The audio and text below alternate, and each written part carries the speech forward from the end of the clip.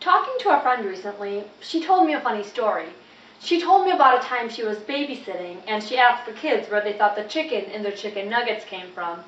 Their answer, the freezer. She then asked them where they thought their milk came from. Their answer, the 7-Eleven down the street. While we could chalk this up to kids saying the darndest things, this conversation is indicative of a larger issue. We as a society have a tendency to close our eyes to what is happening around us. But when that threatens to compromise our health and well-being, we must open our eyes and face what is happening right in front of our faces. Throughout developed countries, people are learning to ask the tough questions about where their food comes from and how it is produced. Is the food produced in a healthy and responsible fashion? Do the animals involved suffer needlessly? Questions like these represent a growing movement toward ethical food consumption. Using this logic, we will delve into what has come to be known as our nation's agribusiness industry and investigate why awareness of where our food is coming from matters more than we may think.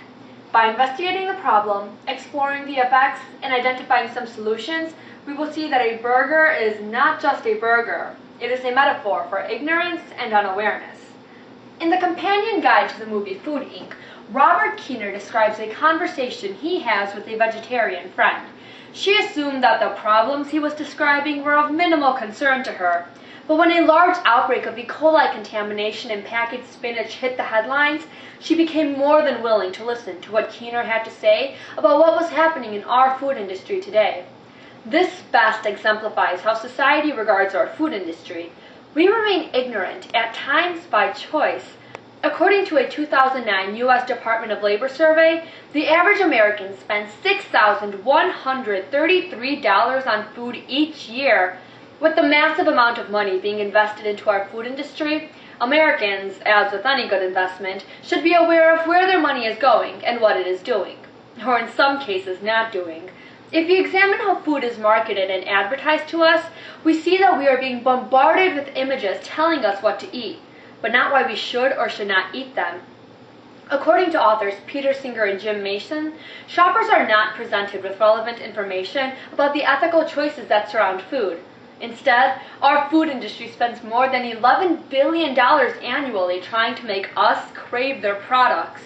Our food industry is very aware of how they are perceived and use this knowledge to their advantage. But our knowledge and our consumer vote is our power.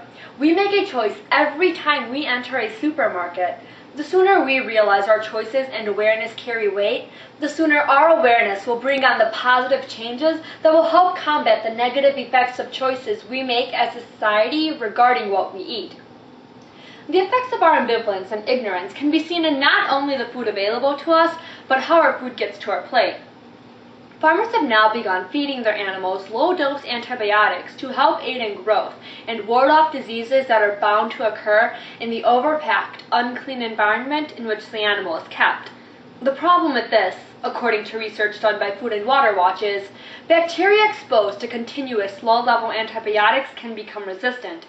For example, almost all strains of staph infections in the United States are resistant to penicillin, and many are resistant to newer drugs as well. This means that the medicine being prescribed to us when we are sick is now becoming less effective due to the exposure we receive to antibiotics from our meat and dairy on a daily basis. Similar to antibiotics, factory farmers have now begun using artificial growth hormones for the purpose of promoting a faster and larger growth in the animal. A report done by the European Union found that residues in meat from injected animals could affect the hormonal balances of humans, causing reproductive issues as well as breast, prostate, and colon cancer. Because of that, the European Union has prohibited the import of all beef treated with hormones, which means it does not accept any U.S. beef.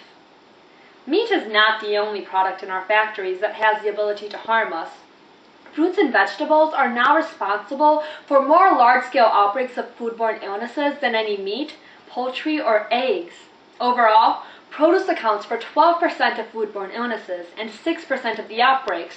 According to the U.S. Department of Health and Human Services, organophosphate pesticides are now found in the blood of 95% of Americans tested. Exposure to organophosphates is linked to hyperactivity, behavior disorders, learning disabilities, developmental delays, and motor dysfunction. 62% of food products tested contains a measurable mixture of residues of at least 3 different pesticides. These events were able to occur because we as consumers sometimes prefer to enjoy the product and not worry about its journey.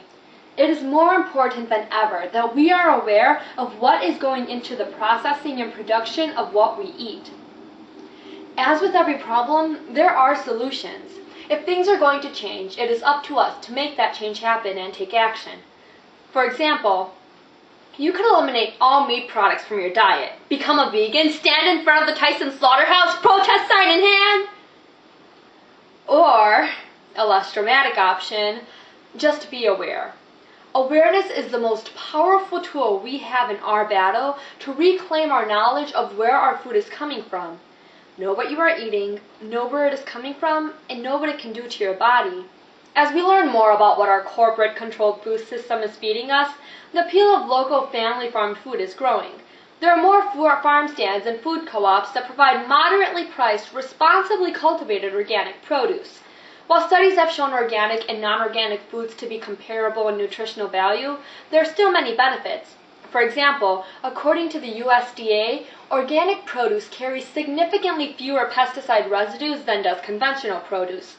Organic dairy tends to have a higher concentration of CLA, omega-3 fatty acids, vitamins A, D, and E as well. Cost is a major concern when looking to buy organic, but it doesn't have to be. Stores like Walmart, Target, and even Sam's Club are jumping on board with the organic trend. Because of that, making a choice about what we eat does not have to result in an expensive alternative, just a responsible one.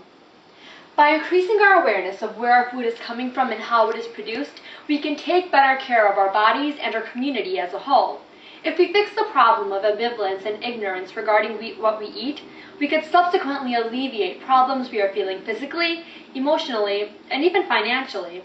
We have come a long way in how food is first produced, but have we gone the right way? By investigating the problems, exploring the effects, and identifying some solutions, we see that ignorance about food production does not mean bliss. Food is a choice. Make sure you are aware when you make yours.